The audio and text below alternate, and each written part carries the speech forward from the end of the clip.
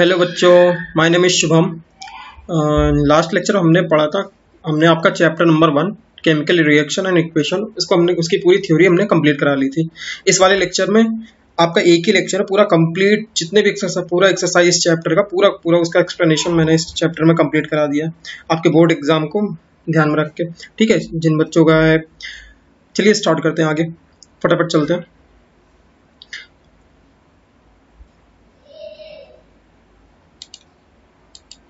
Okay, सबसे पहले हम लोग रिवाइज करेंगे कि हमने क्या क्या पढ़ा था लास्ट टाइम में, लास्ट लेक्चर में। पहले देखते हैं फटाफट जल्दी से बात करेंगे। हमने कंप्लीट इक्वेशन कैसे रिप्रेजेंट करते हैं, reactant, product and their physical state symbolically, इन चीज़ों को बात करा था हमने। और complete chemical equation represent the reactant, product and their physical state symbolically. ठीक है, कि एक कंप्लीट केमिकल इक्वेशन क्या क्या रिप्रेजेंट करते हैं, उसमें क्या क्या होता है, क्या किस किस चीज़ को रिप्रेजेंट करता है, रिएक्टेंट को, प्रोडक्ट को और उसके फिजिकल स्टेट्स को। नेक्स्ट बात करते हैं, एक chemical equation is balance so that the number of atom of each type involve in a chemical equation are the same on the reactant and product side of the equation. ठीक है, the equation okay कह रहा है कि जो chemical equation, जो हमारी balanced chemical equation है, उसमें नंबर ऑफ एटम कह रहा है कि each type involve in the chemical reaction are the same, मतलब जो जितने नंबर ऑफ एटम हमारे इन्वॉल्व होते हैं, ठीक है, केमिकल रिएक्शन में, वो कह रहा है दोनों साइड यानी रिएक्टेंट साइड और प्रोडक्ट साइड क्या होता है, सेम होता है। Equation must be balance. ठीक है, इक्वेशन हमेशा बैलेंस्ड होनी चाहिए। थर्ड पॉइंट हमने क्या पढ़ा था, in a combination reaction two और more substance combine to form a new single substance. Combination का मतलब ये होता है भाई, दो चीजें, दो सब्सटेंस, दो रिएक्टेंट आपस में कंबाइन हो गए, कोई एक सिंगल सब्सटेंस बना दे। ठीक है, अगला नेक्स्ट डिकम्पोजिशन रिएक्शन और opposite to combination reaction.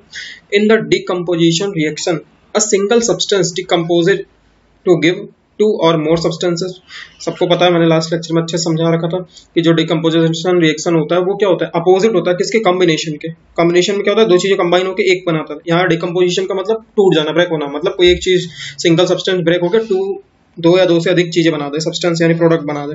Okay, ऐसे रिएक्शन क्या कहते हैं भैया, डिकम्पोजिशन रिएक्शन कहते हैं। ठीक है बच्चों, बात करते हैं reaction in which the heat is given out along with the product is called exothermic. ये ऑलरेडी मैंने बता रखा था, very important, this is a very important topic point. Exothermic कई बार पूछा हुआ एग्जाम में कि एक्सोथर्मिक रिएक्शन किसे कहते हैं। ऐसा रिएक्शन जिसमें प्रोडक्ट बनने के साथ, प्रोडक्ट तो बनता ही है, उसके साथ साथ हीट निकलती है बहुत सारी। ठीक है, ऐसे रिएक्शन मैंने एग्जांपल बताया, आपको याद होगा, रेस्पिरेशन और ये सब रेस्पिरेशन रिएक्शन बताया था, याद है। जब हमारा खाना डाइजेस्ट होता है तो क्या होता है, हमारा डाइजेस्ट होने के बाद जो ग्लूकोज बनता है, साथ ही साथ उसके क्या बनता है भाई, एनर्जी भी मिलती है, जो कि हमारे सेल्स में जाके स्टोर हो जाती है। ओके, अच्छा, एक और भी रिएक्शन होती है एंडोथर्मिक, वो भी होती है। एंडोथर्मिक रिएक्शन में क्या होती है, कुछ ऐसे रिएक्शन होते हैं भैया जिसमें क्या होता है, जिन रिएक्शन को प्रोसीड होने के लिए एनर्जी चाहिए होती है, मतलब वो एनर्जी एब्जॉर्ब करते हैं, फिर वो रिएक्शन फॉरवर्ड जाती है, यानी कि प्रोडक्ट की तरफ जाती है। बात करते हैं next, when an element disappear another element from its compound, इसे डिस्प्लेसमेंट रिएक्शन कहते हैं।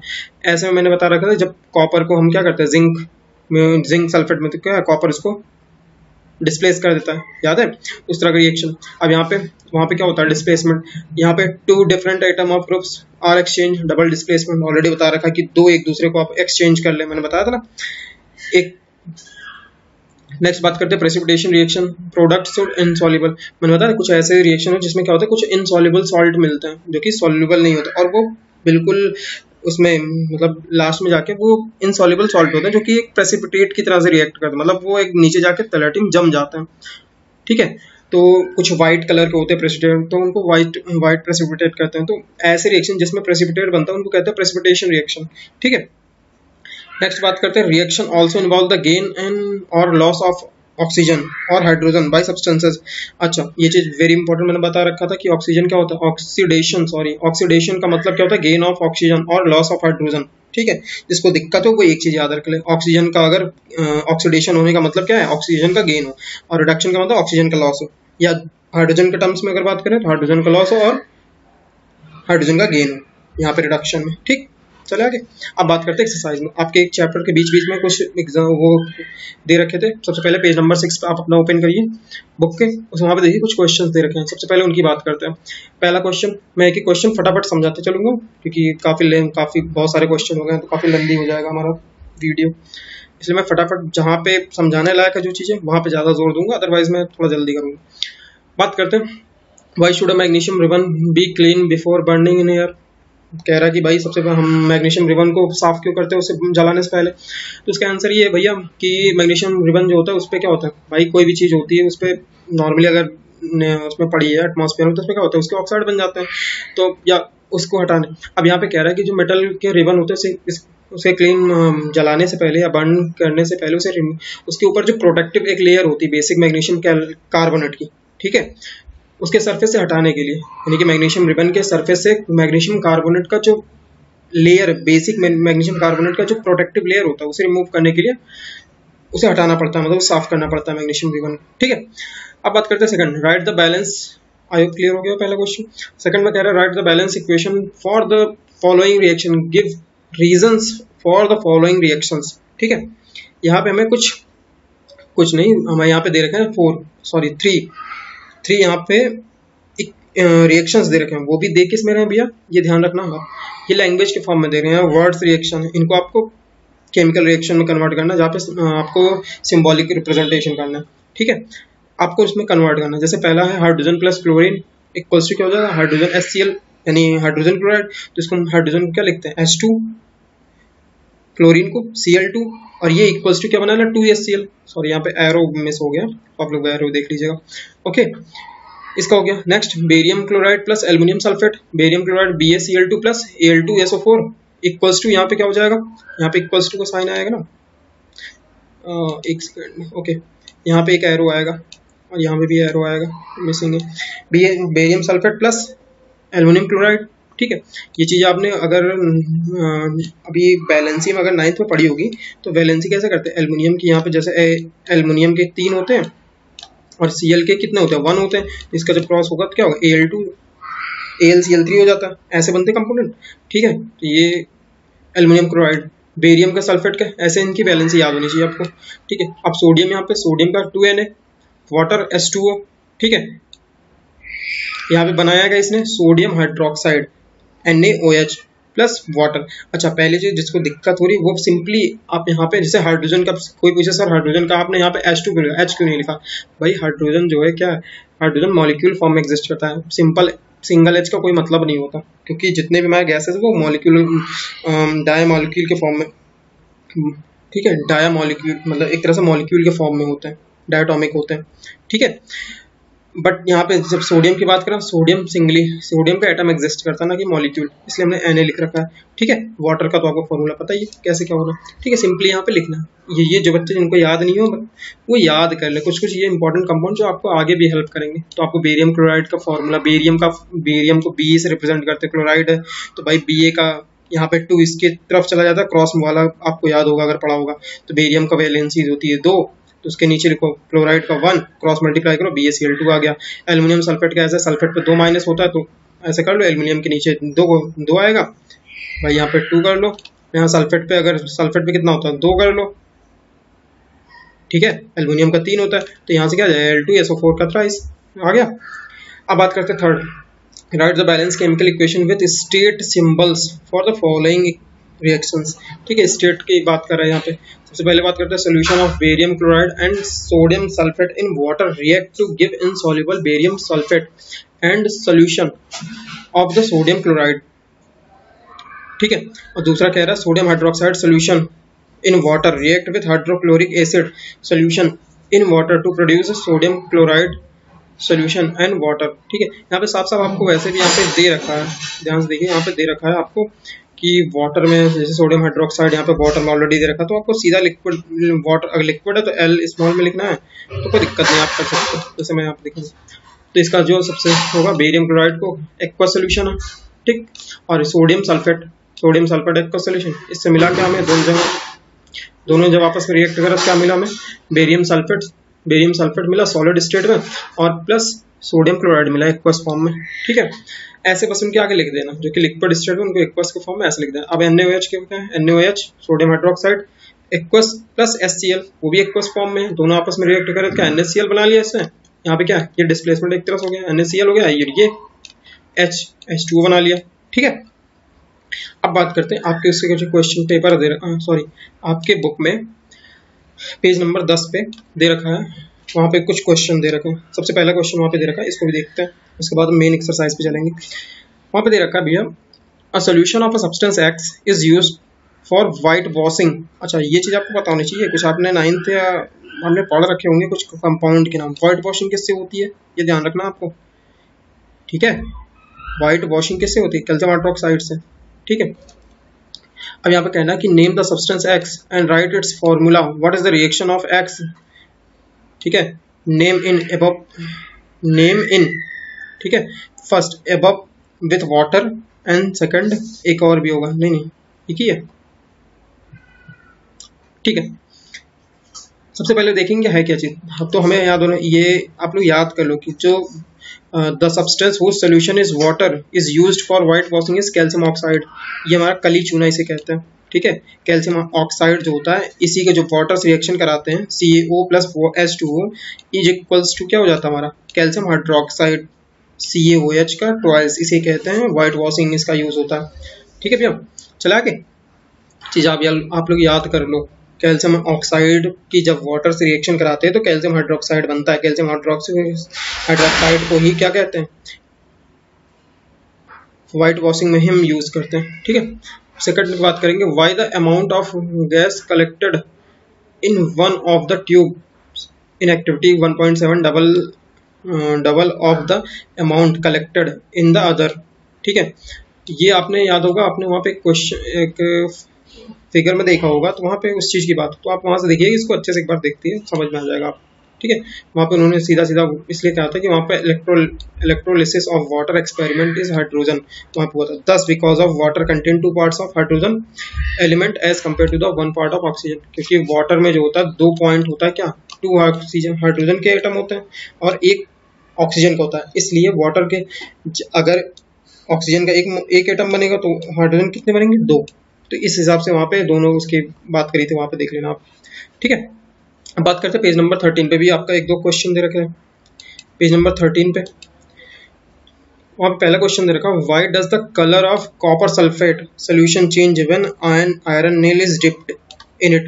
ये भी मैंने कराया हुआ है ऑलरेडी। तो यहाँ पे ऐसा होता है कि जब आयरन नेल को डिप्ड करा जाता है in copper sulphate solution, then iron sulphate solution and copper solution and copper metal are form, ठीक है। ये चीज होता है वहाँ पे, बात समझ में आई कि जब हम आयरन को Fe को इस पे कॉपर सल्फेट सोल्यूशन में हम डिप करते हैं तो क्या बनता है, कॉपर का सोल्यूशन बन जाता है और and copper solution and copper metal are form, ठीक है, 2 चीजें बन जाती हैं। ये रहा उसका फॉर्मूला, ध्यान रखिए। आई होप यहाँ पे कुछ गलत दे रखा था ये थोड़ा सा। When iron nail is dipped in copper sulfate solution, the iron sulfate solution ये फॉर्म होता है और कॉपर मेटल फॉर्म होता है, हाँ ठीक है, नहीं ठीक है, गलत नहीं है। ये रहा उसका रिएक्शन, कॉपर सल्फेट है, इसमें जब हम आयरन की नील, ओहो सॉरी,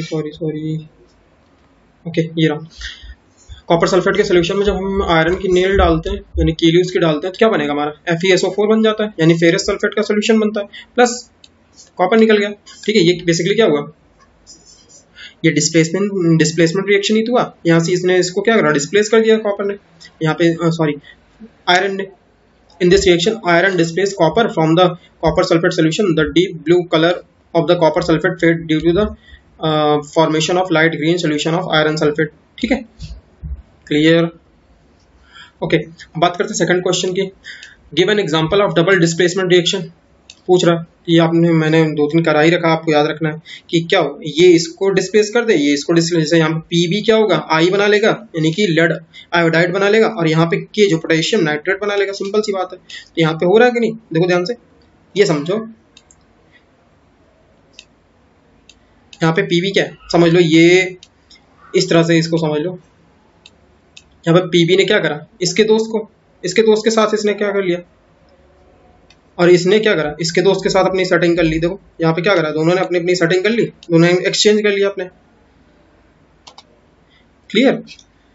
अब बात करते हैं थर्ड, ये सबसे इजी है, ये सबसे अच्छा वाला है। डबल डिस्प्लेसमेंट का सिंपल सा मतलब है, वो उसकी वाली को देखो यहाँ पे क्या है, इसने इसकी फ्रेंड को क्या करा, आपस में ले लिया। ठीक है, यहाँ पे दोस्ती क्या तोड़ दी, ये इसका दोस्त था, वो इसके साथ हो लिया, और ये इसके साथ हो लिया। ठीक है, यानी कि जो पीबी हमारा लेड है वो आयोडाइड के साथ, आयोडीन के साथ लग गया, और जो पोटेशियम हमारा वो नाइट्रेट के साथ लग गया। तो यहाँ पे PbI2 बना लिया, और यहाँ पे पोटेशियम नाइट्रेट बन गया। ठीक। अब बात करते हैं थर्ड क्वेश्चन की, identify the substance there are oxides that are oxidized and the substances that are reduced in the following। यहाँ पे हमें ये बताना है इस रिएक्शन में कि कौन सा सब्सटेंस ऑक्सीडाइज्ड हुआ और कौन सा रिड्यूस्ड हुआ। तो सिंपल से हमें पता होना चाहिए कि भाई सोडियम है, ऑक्सीजन से रिएक्शन करा है Na2, यहाँ पे ऑक्सीजन का क्या हुआ, गेन हो रहा है, तो ऑब्वियस सी बात है यहाँ पे Na का क्या हो गया, ऑक्सीडाइज्ड हो गया, ऑक्सीडेशन हुआ बेसिकली। और यहाँ पे CuO है, यानी कॉपर ऑक्साइड है, वहाँ पे क्या हुआ, हाइड्रोजन इसके साथ ऐड हुआ। या तो आप हाइड्रोजन के टर्म में देखना चाहते हो हाइड्रोजन है, या तो फिर यहाँ पे देखो CuO था, यहाँ पे CO अकेले बच गया, यानी कॉपर अकेले बच गया। तो यहाँ पे इसने क्या करा, ऑक्सीजन का लॉस करा, इसलिए इसका क्या हुआ, सिंपल सी बात है भाई, क्या हो गया, रिडक्शन हो गया, कॉपर का रिडक्शन हो गया। ठीक है, ओके, यही चीजें यहाँ पे दोनों समझाई हुई है, इसको एक बार पढ़ लेना आप जिसको दिक्कत हो। ठीक है, यहाँ पे सिंपल सी एक चीज ध्यान रखना है कि अगर ऑक्सीजन का एडिशन होता है, गेन ऑफ ऑक्सीजन मतलब ऑक्सीडाइज उस चीज का होगा, उस एटम का। अगर आपका लॉस ऑफ ऑक्सीजन होता है तो उसको क्या कहेंगे, रिडक्शन कहेंगे। या हाइड्रोजन के टर्म्स में अगर बात करें, इसको ध्यान नोट कर लेना आप लोग, अगर हाइड्रोजन के टर्म में बात करें अगर गेन ऑफ हाइड्रोजन होता है तो क्या होता है, ऑक्सीडेशन। और ठीक है, यहाँ पे ऑलरेडी मैंने समझा दिया है, इसको एक बार देख लीजिए। ओके, इसको क्लियर कर प्लीज। ओके, ठीक है। अब बात करते हैं हमारे टेक्स्ट बुक के जो एक्सरसाइज है उसकी हम बात करते हैं सबसे पहले। अब यहाँ से आपका मेन एक्सरसाइज स्टार्ट होता है, तो यहाँ से अच्छे से एक चीज समझते चलते हैं, फटाफट क्वेश्चन देखते हैं। यहाँ पे आपको दे रखा, which of the following statement about the reaction below are incorrect. पूछ रहा क्या चीजें इनकरेक्ट है, इसके ये बहुत इंपॉर्टेंट क्वेश्चन है, इसको ध्यान समझ लेना। यहाँ पे कह रहा है लेड ऑक्साइड है जिसकी कार्बन से रिएक्शन कराई जाती है, क्या बनता है, लेड बन जाता है, और क्या होता है, CO2 गैस रिलीज होती है। ठीक है, CO2 गैस रिलीज हो जाती है।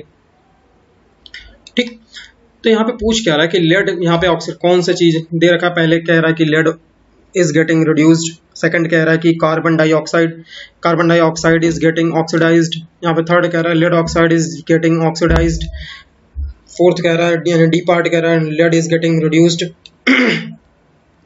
ठीक है, तो यहाँ पे हो क्या रहा है, सिंपल सा बात है, वही अपना पुराना फंडा याद करना है जो लॉजिक मैंने बताया था। PbO है, यहाँ पे Pb हो जा रहा है, तो यहाँ पे क्या हो रहा है, ऑक्सीजन का लॉस हो रहा है। तो यहाँ से एक चीज समझ में आ रहा है, Pb क्या है, Pb का क्या हो रहा है, रिडक्शन हो रहा है, लेड का रिडक्शन यानी कि डी पार्ट सही। ठीक, कार्बन के साथ क्या हो रहा है, कार्बन क्या कर रहा है भाई, ऑक्सीजन गेन कर रहा है, तो कार्बन का क्या हो गया यहाँ पे, ऑक्सीडेशन। कार्बन का भाई क्या हो गया, ऑक्सीडेशन हो गया ना। ओके, कहाँ है, carbon dioxide is get oxidized, गलत, ये तो गलत है। ठीक है, तो डी तो गलत ही हो गया हमारा यहाँ से सीधा सीधा।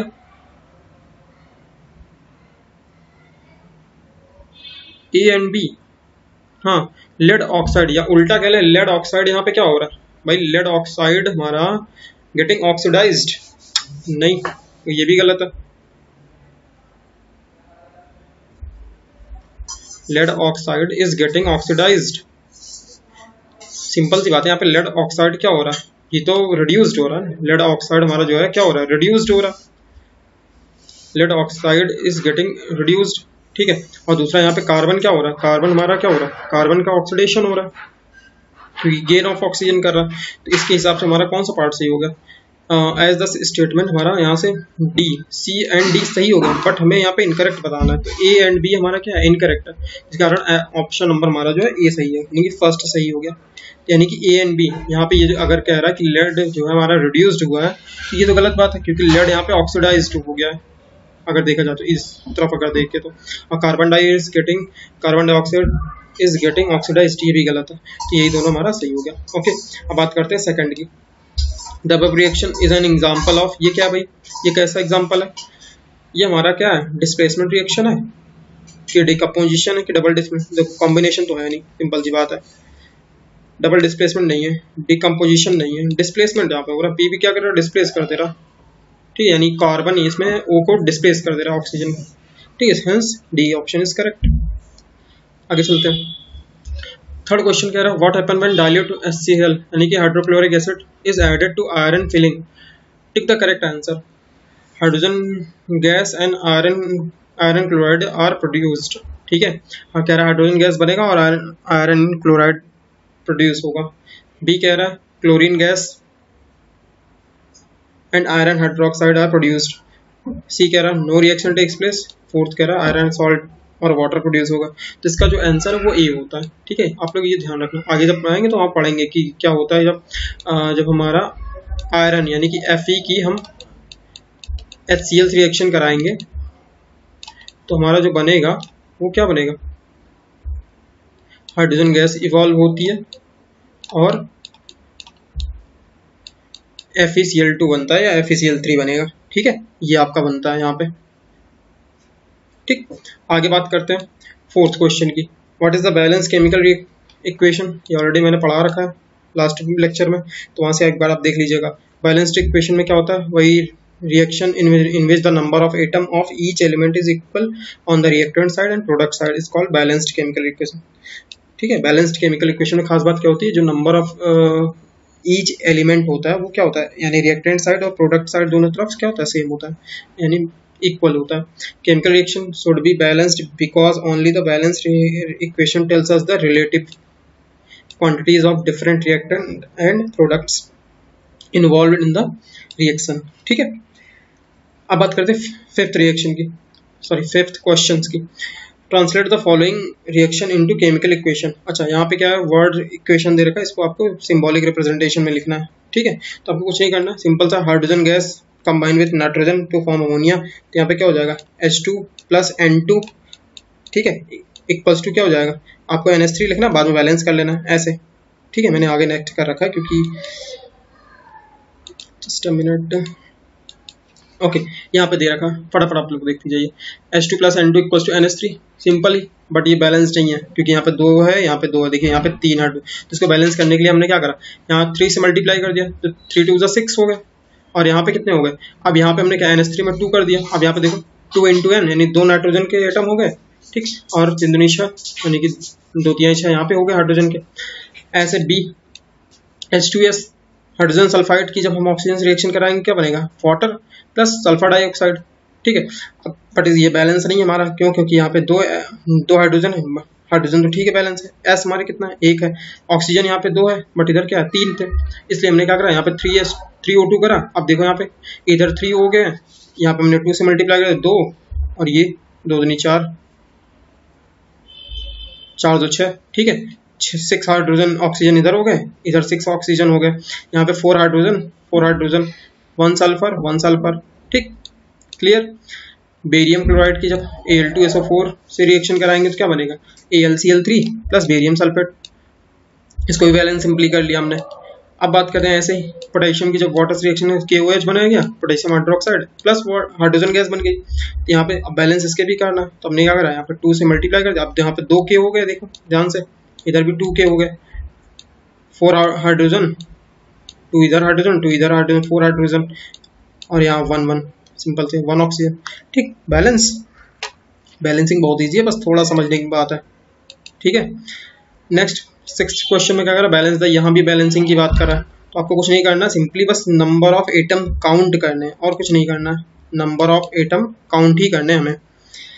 यहाँ पे देखिए HNO3 प्लस CaOH का ट्वाइस, तो बस कुछ नहीं करना, यहाँ पे गिनना है, यहाँ पे कितने हैं, ये हिट एंड ट्रायल मेथड है, बहुत ईजी है। यहाँ पे देखना है एक कैल्शियम है, यहाँ पे एक कैल्शियम है, ठीक, कैल्शियम बैलेंस है, हाइड्रोजन कितने हैं, 2 हैं, इधर 2 1 3 है, इसको हमने क्या करा, यहाँ पे देखो, यहाँ पे हमने 2 से मल्टीप्लाई करा HNO3, ठीक है। अब यहाँ पे क्या करा, यहाँ पे 2 से मल्टीप्लाई कर दिया, तो यहाँ से देखो 2 हाइड्रोजन और यहाँ से 2 2, ये 4 हाइड्रोजन हो गए और यहाँ भी 4 हाइड्रोजन हो गए।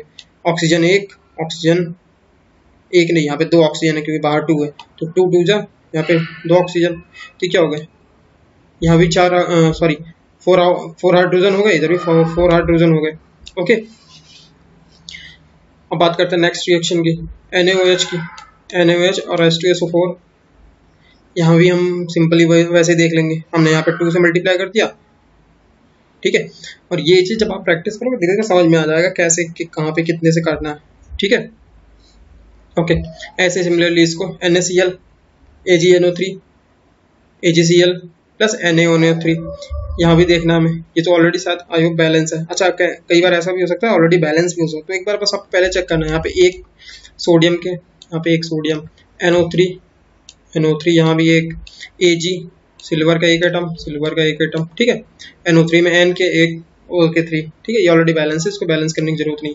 बात करते हैं फोर्थ की, barium chloride plus H2SO4 barium sulphate plus, ये भी ऑलरेडी बैलेंस्ड नहीं है क्योंकि यहाँ पे हाइड्रोजन 2 है और यहाँ पे हाइड्रोजन 1 है, ये बड़ी दिक्कत है। अब यहाँ से क्या करेंगे, हम यहाँ पे 2 से मल्टीप्लाई कर देंगे तो यहाँ पे क्लोरीन अब बढ़ गया। अब क्लोरीन जहर बढ़ गया तो क्या करेंगे, नहीं ठीक है, क्योंकि क्लोरीन भी तो इधर 2 है इधर 1 है, तो दोनों ही हमारा काम हो गया यहाँ पे 2 लगते ही, ठीक है। सारे रिएक्शन बैलेंस हो गए, आई होप क्लियर, किसी को दिक्कत नहीं। चले आगे चलते हैं। अब बात करते हैं राइट द बैलेंस। यहाँ पे आपको बेसिकली बैलेंसिंग ये समझनी है और कुछ नहीं करना, ठीक है बच्चों। बात करते हैं balanced chemical equation for the following reaction, calcium hydroxide plus carbon dioxide, calcium carbonate plus water. तो आप कुछ बस लिखते जाना है, कैल्शियम हाइड्रोक्साइड प्लस, पहले तो आपको फॉर्मूले ही याद होनी चाहिए, हर हाल में आपको याद करना पड़ेगा, इसे याद कर लो कोई दिक्कत नहीं, जैसे ABCD याद करते हो वैसे इसको याद कर डालो, कोई दिक्कत नहीं, ठीक है। तो बस आपको इसको लिखना है, एक्चुअली यहाँ पे बैलेंस्ड केमिकल इक्वेशन, ठीक है। आपको फिर पहले लिखना नॉर्मली, उसके बाद बैलेंस कर लेना। तो अब जैसे कैल्शियम हाइड्रोक्साइड का है उसका एक फॉर्मूला लिख दो, कार्बन डाइऑक्साइड का लिख दो, फिर कैल्शियम कार्बोनेट है उसका फॉर्मूला लिख दिया, प्लस वाटर लिख दिया। अब यहाँ पे चेक कर लो, एक कैल्शियम एक कार्बन, ठीक है, एक कार्बन हो गया हमारा, ये रहा, ठीक है। और ऑक्सीजन कितने, यहाँ पे 2 और 1 2 4 हो गए, यहाँ पे कितने, 3 ये इसके कैल्शियम कार्बोनेट में और एक ये 4 हो गए, हाइड्रोजन 2 2, तो ऑलरेडी बैलेंस, इसको बैलेंस करने की जरूरत है। Next, zinc plus silver nitrate, Zn plus silver nitrate AgNO3, ठीक है, अभी बैलेंस बाद में करेंगे। जिंक नाइट्रेट ZnNO3 का ट्वाइस प्लस 2Ag। अब यहाँ पे क्या है देखो, चेक कर लो कैसे करना है। यहाँ पे हमने 2Ag कर दिया, यहाँ पे 2Ag कर दिया, NO3 यहाँ पे भी है ही, ट्वाइस लगा था, ट्वाइस हमने यहाँ पे है ऑलरेडी, ठीक। अब बात करते हैं 2 C की। यहाँ पे कह रहा है एल्युमिनियम की कॉपर क्लोराइड से रिएक्शन कराते हैं तो एल्युमिनियम क्लोराइड प्लस कॉपर बनता है। तो एल्युमिनियम की रिएक्शन जब हमने करा कॉपर क्लोराइड से, ठीक है, कॉपर क्लोराइड से, और यहाँ पे AlCl3 बन गया, और ये क्या, ये बेसिकली है क्या, डिस्प्लेसमेंट रिएक्शन हो रही है, इसने इसको क्या करा, डिस्प्लेस कर दिया। बाकी बैलेंस करना ही है, सिंपली हम बैलेंस कर लेंगे, ठीक है। ऐसे similarly barium chloride plus potassium sulphate, barium sulphate plus potassium chloride, ये चीज़ें यहाँ पे, ठीक। अब बात कर रहे हैं कि right the balanced chemical equation for the following and identify the type of reaction in each case. Potassium bromide की जब रिएक्शन ब्रोमियम आयोडाइड से कराते हैं, क्वेश्चन नंबर 8 में हम देखेंगे, यहाँ पे पोटेशियम ब्रोमाइड कह रहा है, एक क्वेश्चन जो है potassium bromide plus barium iodide का एक सोल्यूशन है। जब इन दोनों की आपस में रिएक्शन करा तो क्या बनता है, potassium iodide plus barium bromide, ठीक है। यहाँ पे हमें दे रखा है किस फॉर्म में, ये हमें दे रखा है कि एक वर्ड केमिकल इक्वेशन फॉर्म में दे रखा है, जिसको हमें सिंबॉलिक फॉर्म में रिप्रेजेंट करना है, ठीक। तो हम सीधा सीधा करते जाएंगे। यहाँ पे सबसे पहले हमने KBr यहाँ लिखा, बेरियम आयोडाइड, ठीक है, यहाँ पे 2Ki बन गया, और यहाँ पे BaBr, ये डबल डिस्प्लेसमेंट रिएक्शन होती है। कैसे पता सर, पोटेशियम की जब रिएक्शन, पोटेशियम ने क्या करा, यहाँ पे आयोडीन के साथ अपना हाथ मिला लिया, और बेरियम ने किससे, Br के साथ मिला लिया, सिंपल सी बात है, दोनों ने एक दूसरे को एक्सचेंज कर दिया, ठीक है फ्रेंड को। सेकंड बात करेंगे बी में, जिंक कार्बोनेट की, इसने क्या करा, जब ये ब्रेक हुआ तो किसने, जिंक ऑक्साइड में ब्रेक हो गया, और का CO2 में, कार्बन डाइऑक्साइड में। ये क्या हो रहा है, एक चीज जब ब्रेक हो रही है दो चीज में डिकम्पोज हो रही है ना बेसिकली। ठीक है, डिकम्पोजिशन रिएक्शन हमारा यहाँ पे क्या हो रहा है भाई, hydrogen plus chloride, hydrogen gas plus chlorine gas दोनों आपस में क्या हो रही है, कंबाइन हो रही है। ये क्या बना रही है 2HCl, तो इसे क्या बोलते हैं कॉम्बिनेशन रिएक्शन, ऑब्वियस सी बात है। यहाँ पे क्या है मैग्नीशियम, मैग्नीशियम की जब HCl aqueous solution of HCl से रिएक्शन करा तो क्या बना लिया इसने, क्या करा इसको डिस्प्लेस कर दिया, सिंपल सी बात है। क्लोरीन को यहाँ पे तो क्या हुआ MgCl2 बना लिया इसने और क्या हाइड्रोजन गैस रिलीज हो गई, तो ये डिस्प्लेसमेंट रिएक्शन बहुत ईजी है। ठीक, बस तो हल्का सा ध्यान देना है और कुछ नहीं करना।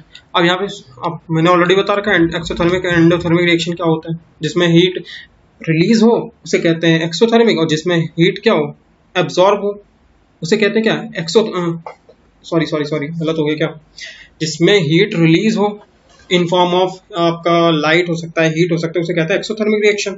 उसके एग्जांपल आपके ये हैं, जब मीथेन गैस की रिएक्शन ऑक्सीजन से रिएक्शन कराया जाए तो कार्बन डाइऑक्साइड बनता है और प्लस वाटर के मॉलिक्यूल दो बनते हैं और हीट इवॉल्व होती है। ठीक है, यहाँ से हीट निकलती है। ऐसे एल्यूमिनियम की जब FeO3 से रिएक्शन कराई जाती है तो एल्यूमिनियम ऑक्साइड हमारा बन जाता है, Al2O3 बनता है plus iron plus heat evolve होती है। ठीक है, और ऐसे रिएक्शन जिसमें heat absorb energy is absorbed from the surrounding and cooling is produced is called endothermic reaction. ठीक है, एंडोथर्मिक रिएक्शन के एग्जांपल क्या है हमारा कैल्शियम कार्बोनेट, जब भी आपने उसमें कली चूना जो होता है उसको हमने क्या उसमें डालते हैं, पानी में डाल देते हैं, या सिंपल सी बात है जब कैल्शियम कार्बोनेट हमारा ब्रेक होता है तो वो क्या किस में होता है, ये एनर्जी इसको देना पड़ता है।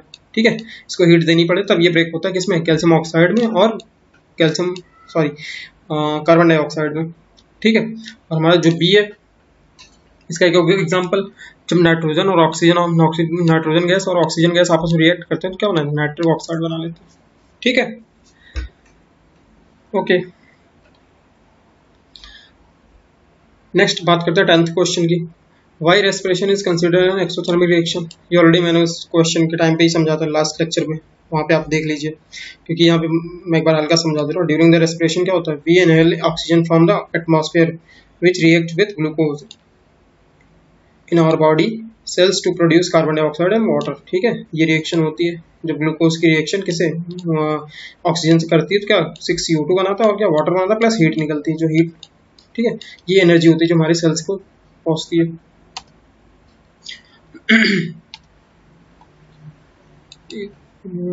ओके, अब बात करते हैं question number 11th, why decomposition reaction are called opposite of combination reaction.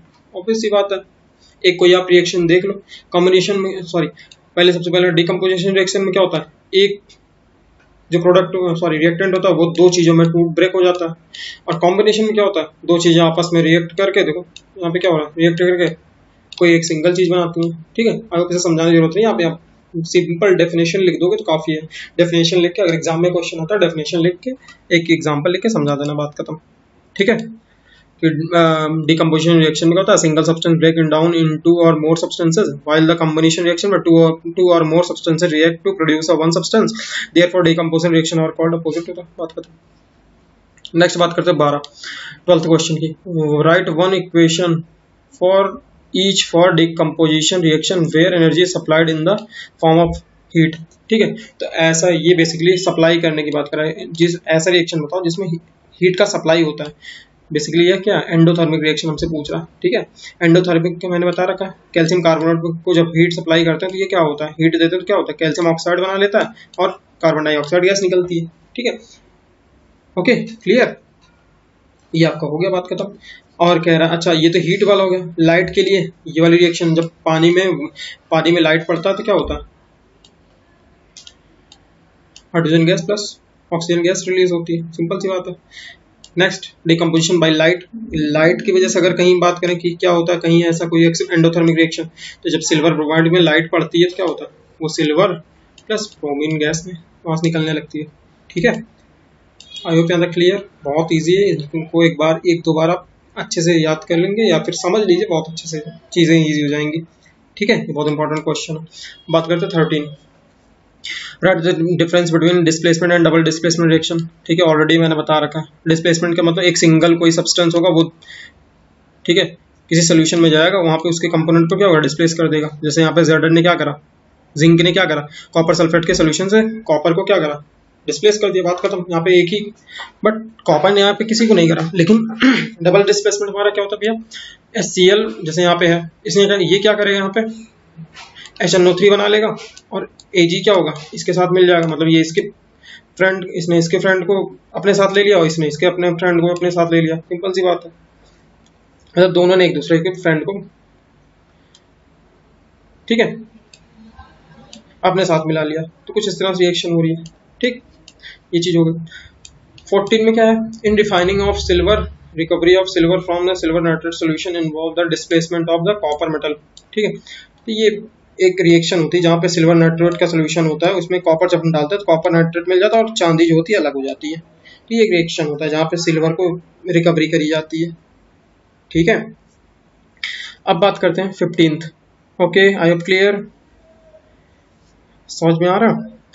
What do you mean by the precipitation reaction? Precipitation reaction क्या होती है, मैंने बता रखा, precipitate बनते हैं, ऐसा रिएक्शन जिसमें precipitate बनते हैं, ठीक है, कुछ insoluble salt बनता है। A chemical reaction in insoluble substance, याद रखना है ये वर्ड insoluble substance, जिसे precipitate कहते हैं, मतलब जो कि घुले ना, तलहटी में जाकर जम जाए, वाइट या वाइट प्रेसिपिटेट उसे कहते हैं, ठीक है। ऐसा रिएक्शन, केमिकल रिएक्शन जिसमें क्या है, एक insoluble salt बनता है, यानी उसे कहते हैं precipitation reaction। जैसे उसका एग्जांपल ये रहा, सिल्वर नाइट्रेट में, जब ये सिल्वर नाइट्रेट में सोडियम क्लोराइड के सोल्यूशन की, सोडियम क्लोराइड आपस में रिएक्शन करते हैं तो क्या बनाते हैं, सिल्वर क्लोराइड बनाते हैं और सोडियम नाइट्रेट बनाते हैं, ठीक है। आई होप क्लियर यहाँ तक। अब बात करते हैं 16 क्वेश्चन की। Explain the following in term of gain और loss of oxygen with 2 example. Already बता चुके हैं ऑक्सीडेशन और रिडक्शन के बारे में। ऑक्सीडेशन क्या होता है, एडिशन ऑफ ऑक्सीजन और रिमूवल ऑफ हाइड्रोजन, ठीक। यहाँ पे कॉपर प्लस ऑक्सीजन CuO बन गया, यहाँ पे कॉपर का क्या हो रहा है, ऑक्सीडेशन। एल्युमिनियम का ऑक्सीजन ऐड हो रहा है, यहाँ पे क्या होगा, ऑक्सीजन गेन, एल्युमिनियम ऑक्साइड। ऐसे यहाँ पे क्या करें, कॉपर का क्या हो रहा है, कॉपर ऑक्साइड में अगर हम बात करें हाइड्रोजन वाटर से, सॉरी हाइड्रोजन से रिएक्शन करके क्या Cu बनाया और वाटर, तो यहाँ पे क्या हो गया, हाइड्रोजन ऐड हो गया, ठीक है, ये रिडक्शन में। तो यहाँ पे कॉपर ऑक्साइड का क्या हो गया, ठीक है, यहाँ पे रिडक्शन हो गया। और इसमें क्या हो गया, यहाँ पे क्या हो गया, हाइड्रोजन की रिमूवल हो गया यहाँ पे भी, ठीक। तो यहाँ पे क्या है, ये भी रिडक्शन का रिएक्शन है। अब बात करते हैं 17। Shiny brown color element X on heating in air because of black in color, name the element of X and black color compound form। अच्छा, ये चीज ध्यान रखने वाली बात है, यहाँ पे शाइनी ब्राउन कलर सीधा सीधा पहले ही बता दिया मैं। कह रहा है वो हीट करने पे क्या होता है, ब्रेक होता है ब्लैक कलर में, और कह रहा है नेम उस ब्लैक कलर्ड कंपाउंड को बताना है हमें। तो यहाँ पे जो ब्लैक कलर कंपाउंड एक्सिस है वो कॉपर है, क्यों, क्योंकि कॉपर को हीट करने में क्या कॉपर ऑक्साइड बनाता है जिसमें ब्राउन कलर का होता है, which is black in nature, ठीक है, which is black in nature. जो कॉपर होता है वो कॉपर सल्फेट होता है, ठीक है, जो कॉपर होता है वो हमारा ब्राउन होता है, लेकिन जो कॉपर ऑक्साइड होता है वो ब्लैक कलर का नेचर होता है, ठीक। अब बात करते हैं 18th। Why do we apply paint on iron article. ये तो पता ही होगा सबको कि भाई पेंट क्यों लगाते हैं, ताकि उसका कोरोजन ना हो, मतलब खराब ना हो, रस्टिंग ना हो। Iron article do not come with contact of atmospheric oxygen and moisture, दस रस्टिंग इज प्रिवेंटेड, ठीक है। इसलिए रस्टिंग क्या करता है, रस्टिंग को प्रिवेंट करने के लिए हम क्या करते हैं, पेंटिंग करते हैं। Oil and fat, next question 19। Oil and fat containing food items are flushed with nitrogen.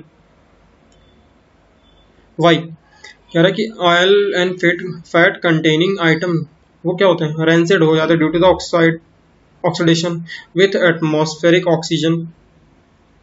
To prevent rancidity food item fused with nitrogen, ठीक है। Nitrogen do not react with oil and fat containing item. Simple सा यहाँ कहने का मतलब वो कह रहा है कि क्यों उसमें हम नाइट्रोजन, जो oil and fat containing food item होते हैं, पैकेट्स में आपने कुरकुरे वगैरह या चिप्स की पैकेट में देखो वो फूलेस रहते हैं, एयर भरी रहती है, तो उसमें नाइट्रोजन गैस ही डाली जाती है ताकि वो क्या करे, क्योंकि नाइट्रोजन गैस जो है फैट और इससे ऑयल से रिएक्ट करके उसे खराब होने से बचाती है, ठीक है। ये मैंने लास्ट में रेंसिडिटी में पढ़ाया था, ठीक है, जो रेंसिड ऑयल होते हैं उसकी वजह से खराब ना हो, ताकि उसका ऑक्सीडेशन ना हो।